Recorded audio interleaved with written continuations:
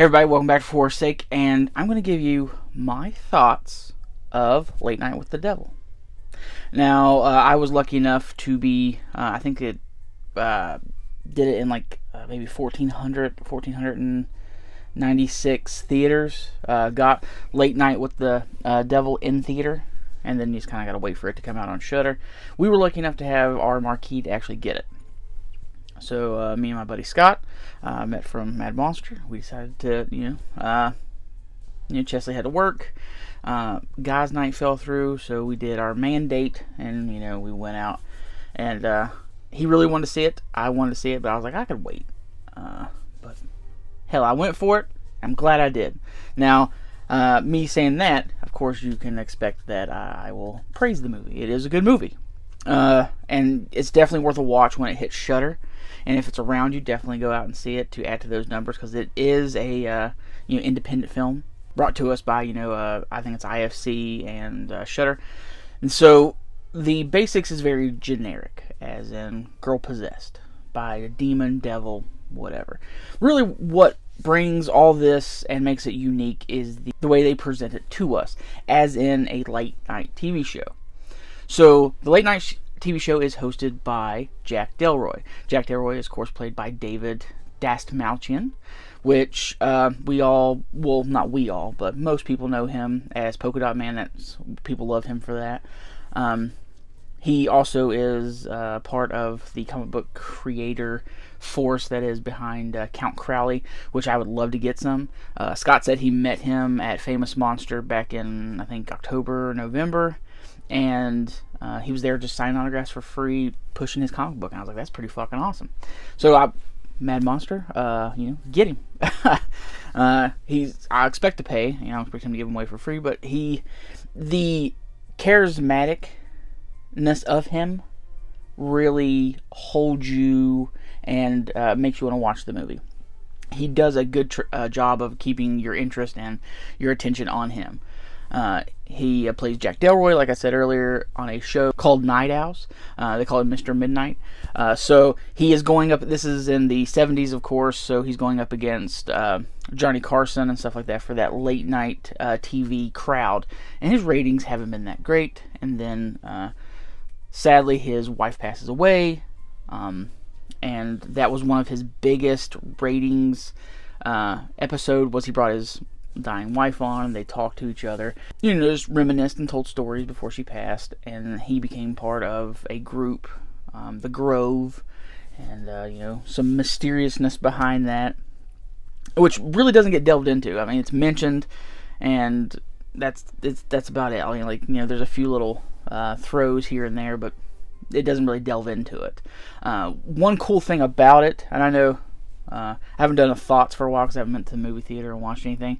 And if this is your first time watching any of them, they're scattered and crazy. I don't do clips. I am not an editor, so I'm not good at it. The opening is like a presentation of this is what we're going to watch. We're going to watch this old found episode of the last episode of this show. And it's all narrated by Michael Einstein, which is a great choice. He has a great voice.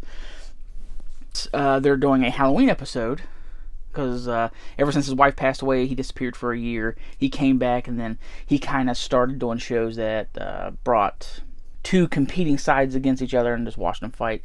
Your basic morning show trash, or like your Maury's and your Jerry Springers, stuff like that. So he was bringing these things to get ratings, and just wasn't working. So he wanted to do this Halloween special, and he brought on someone that could speak to the dead, a medium. And then he brought on a ex-magician that is now a skeptic and is working with this corporation to, study and debunk, the supernatural. And then for his final guest is a woman that wrote a book called Conversations with the Devil, and her subject, which is, I do believe her name is Lily, and brings her on. I saw it a few days ago. I should have done this right after I saw it. Brings her on, and they want a sampling, and of course the psychologist is like, no, she's a parapsychologist. She says, no, I don't think it's a good idea.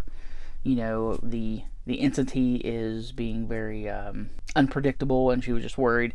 So then, of course, chaos ensues.